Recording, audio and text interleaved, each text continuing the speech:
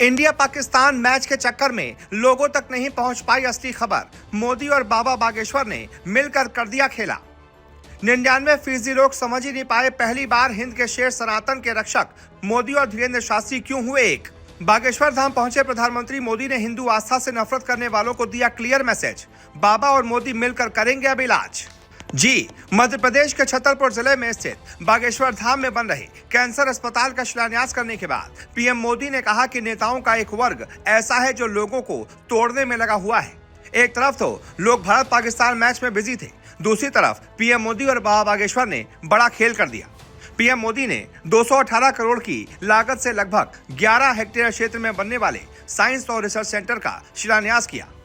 इस मौके पर उन्होंने कहा कि आजकल हम देखते हैं कि नेताओं का एक वर्ग ऐसा है जो धर्म का माहौल उड़ाता है, उपहास उड़ाता है और लोगों को तोड़ने में जुटा हुआ है।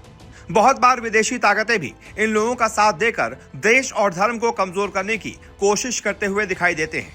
उन्होंने आगे कहा कि हिंदू आस्था से नफरत करने वाले ये लोग सदियों से किसी न किसी भेष में रहते हैं।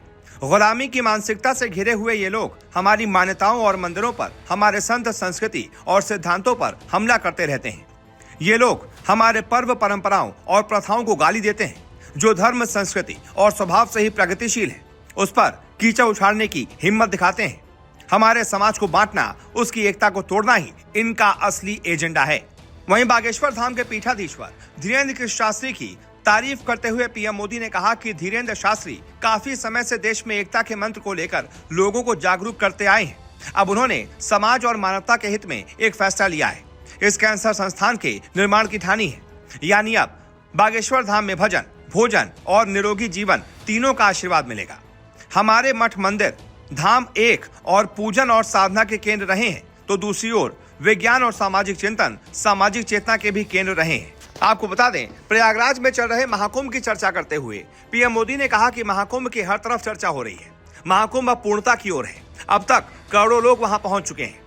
करोड़ों लोगों ने आस्था की डुबकी लगाई है, संतों के दर्शन किए हैं। अगर इस महाकुंभ की तरफ नजर डालें तो सहज ही एहसास हो जाता है कि एकता का महाकुंभ है। ये 144 साल के बाद हुआ है। ये महाकुंभ एकता के महाकुंभ के रूप में प्रेरणा देता रहेगा। ऐसे में आप बताइए, बागेश्वर धाम ने जो कहा और साथ ही साथ पीएम मोदी ने मिलकर जो कहा, उस पर आपकी क्या राय है?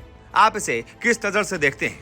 जो भी आपकी राय हो कमेंट करके बताएं। और अगर अभी तक चैनल को सब्सक्राइब नहीं किया तो तुरंत सब्सक्राइब कर लें। मोदी आपका सेवक बनकर आपकी सेवा में जुटा है। मैं पिछली बार जब छतरपुर आया था तो यहां मैंने हजारों करोड़ रुपए की योजनाओं का लोकार्पण और शिलान्यास किया था और अभी मुख्यमंत्री जी ने इसका वर्णन भी किया। आपको ध्यान होगा, इनमें 45,000 करोड़ रुपए की केन बेतवा लिंक परियोजना भी थी।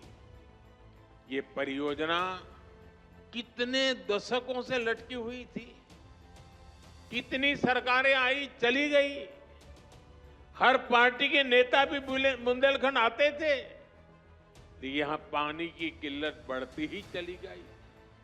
आप मुझे बताइए, पिछली किसी सरकार ने अपना वादा पूरा किया क्या? ये काम भी तब शुरू हुआ जब आपने मोदी को आशीर्वाद दिया।